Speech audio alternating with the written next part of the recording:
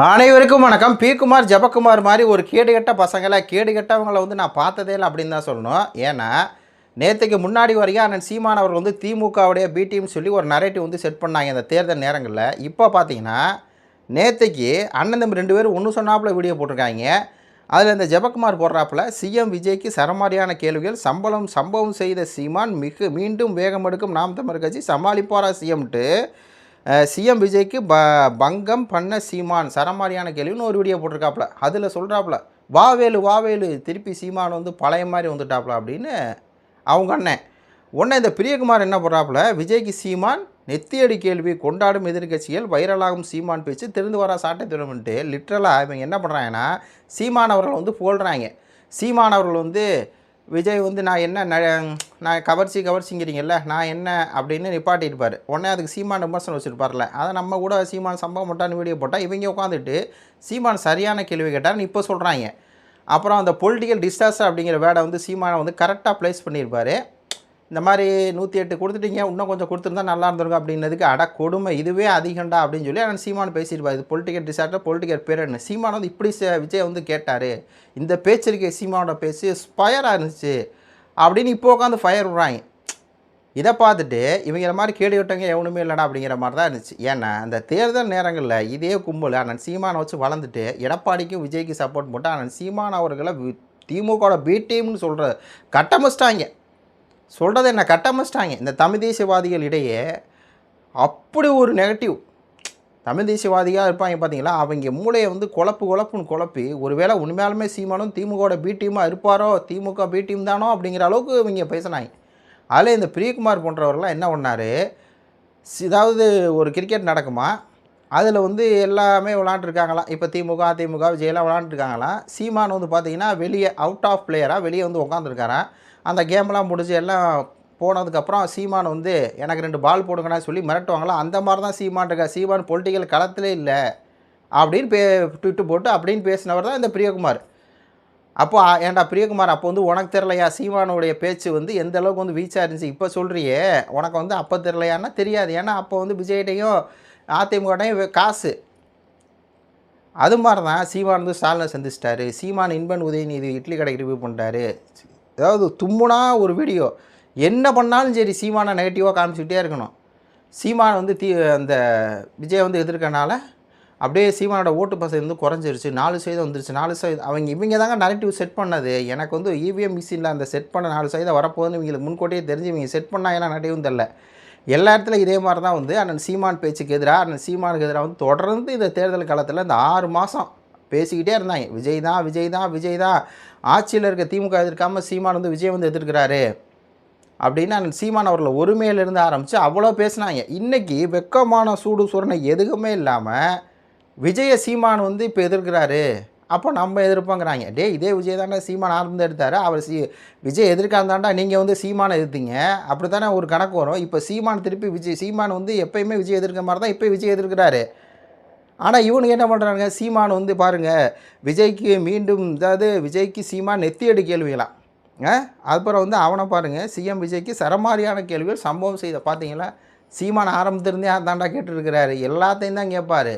ஆனால் இவனுக்கு என்னென்னா, இவனுக்கு அஜெண்டாவுக்கு இவனுக்கு முதலாளி யார், எடப்பாடி பழனிசாமியோட பேரோவில் வேலை செஞ்சுக்கிட்டு எடப்பாடி வந்து விஜயோட கூட்டணி போகணும் அப்படிங்கிற ஒரு முயற்சி எடுத்தார்.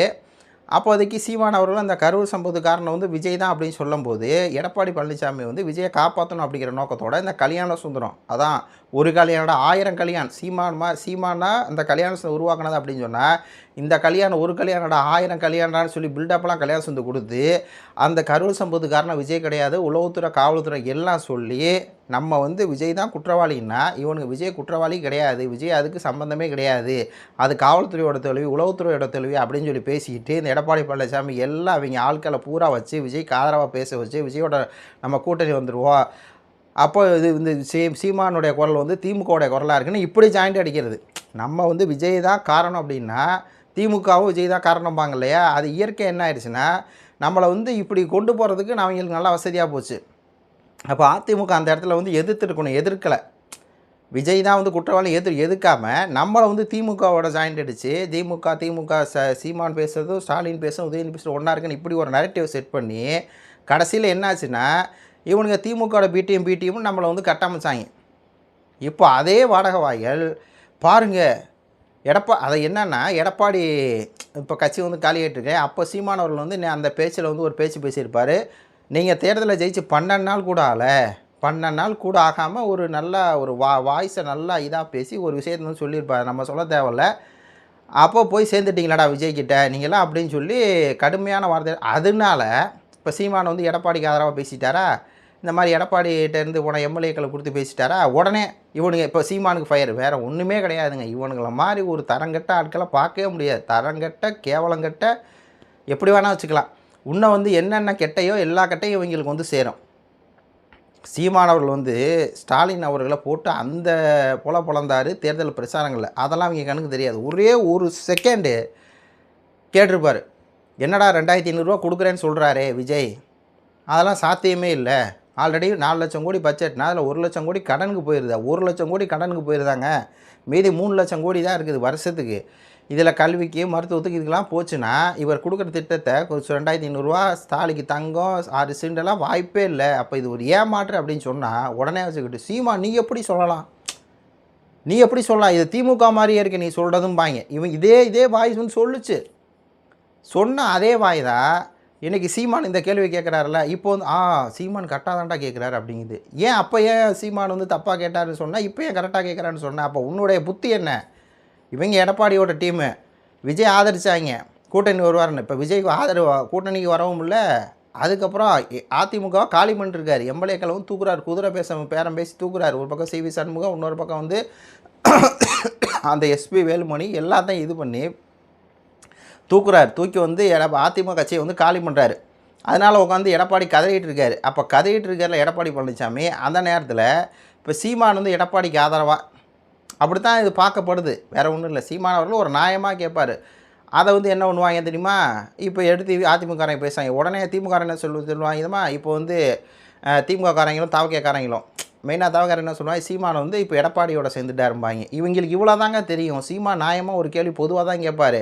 அது வந்து அதிமுககாரன் ஒரு தப்பு பண்ணால் கேட்பார், திமுககாரன் தப்பு பண்ணால் கேட்பார். அப்போ என்னென்னா நம்ம இவனை கேள்வி கேட்டால் இவன் வந்து அவனோட ஆளுங்கிறது, அவனை கேள்வி கேட்டால் அவனோட ஆள் இவனுங்கிற மாதிரி நம்மளை வந்து கட்டமைச்சிட்டாங்க. அதுதான் நம்மளுக்கு நடந்திருக்கு. நம்ம வீழ்ச்சிக்கு பெருமையான காரணம் யாருன்னா இந்த பிரியகுமார், ஜெபக்குமார், பாரிசால் இவங்க தான் காரணம். துரோகிகள் தான் மெயினான காரணம். நம்மளை வச்சே வளர்ந்துக்கிட்டு நம்ம மூதில் குத்துனா பாரு. இப்போ வந்து உட்காந்துட்டு சீமான் வா வேலு திருப்பி நீ வந்து சம்பவம் பண்ணு வேலு. சீமான் என்ன கேள்வி கேட்டாடு தெரியுமா, என்ன அடி அடிச்சாடு தெரியுமா. ஏன்னா எடப்பாடிக்கு இப்படி பேச தெரியாது. அது ஒரு தத்தி. அது எவனா எழுதி கொடுக்கறத வச்சு பேசும், அவ்வளோதான் தெரியும். அதனால தான் வந்து தன்னுடைய முதலமைச்சராக இருப்பார், அதை தலையில் தானே மண்ணை போட்டு விஜய்க்கு சப்போர்ட் பண்ணார். யாராவது உண்மையை மறைச்சி பேசுவானா? உண்மை நடந்தது என்ன அதை பேசணும். ஆனால் உண்மையை மறைச்சி விஜயை காப்பாற்றி எல்லாம் பண்ணது இந்த பாஜகவும் ஏடிஎம்கே தான், வேறு யாரும் கிடையாது. இந்த அதிமுக தான் மெயினான காரணம், இந்த எடப்பாடி தான் மெயினான காரணம். இப்போ வந்து உட்காந்துட்டு கூட்டணிக்கு வரல அப்படின்னோடனே 40 பேர் இறந்துருக்காங்கல்ல, நேராக கூட போய் பார்க்கல, இல்லை நீங்கள்லாம் என்ன ஒரு மனுஷன் அப்படின்னு சொல்லி இப்போ கேட்குறாரு. அதான் நீ முன்னாடி கேட்டிருக்கேன்னு முன்னாடி வந்து கேட்காம அந்த தாவேக்கோட கொள்கை பரப்பு செயலாளர் மாதிரி கல்யாண சுந்தரம் ஒரு பக்கம், எடப்பாடி அவர்கள் ஒரு பக்கம், இவங்க தான் பேசுவாங்க, விஜய் பேச மாட்டார். விஜய் 70 நாள் பேசலை, இவங்க தான் பேசிக்கிட்டே இருந்தாங்க. அப்போ அதோட பலனை இன்றைக்கி வந்து அனுபவிக்கிறாங்க. விஜய் வந்து ஆட்சி அமைச்சிட்டாரு, எடப்பாடி அதிமுக காலி பண்ணார், அதிமுக பேரை கூட சொல்ல மாட்டார், மற்றும் பலருங்கிறாரு. அந்த காண்டில் இவங்க திருப்பி என்ன பண்ணுறாங்கன்னா தாவேக்கா இவனுக்கு எதிர்க்கிறானுங்க. அப்படி எதுக்கும்போது என்ன சீமான் அவர்கள் எதிர்க்கிறாரில்ல, இப்போ சீமான் அவர்களோட இப்போ நமக்கு வந்து முன்னாடி தாவேக்காவை ஆதரிச்சுருந்தோம், தாவேக்காரை நம்ம சப்போர்ட் பண்ணாங்க. இப்போ நம்ம எடப்பாடி சப்போர்ட் பண்ணும்போது அப்படியே நம்ம வந்து சீமானை சப்போர்ட் பண்ணால் இப்போ சீமானா நாம் தமிழ் கட்சிக்கு ஆதரவும் கிடைக்கும், எடப்பாடி ஆதரவும் கிடைக்கும், நம்மளுக்கு வியூஸ் போகும் அப்படிங்கிற ஒரே காரணத்தினால அந்த மட்டமான ஒரு கேடுகட்ட தனத்தினால தான். ஆனால் சீமான் அவர்களும் புகழ்கிற மாதிரி இவங்க புகழ்வானுங்க. எப்பயும் போல் நாம் தமிழ் கட்சிக்காரங்க இவங்க சேனலை வந்து புறக்கணிங்க அப்படின்னு சொல்லிட்டு இந்த காணொலியை முடிச்சுக்கிறேன். நன்றி, வணக்கம்.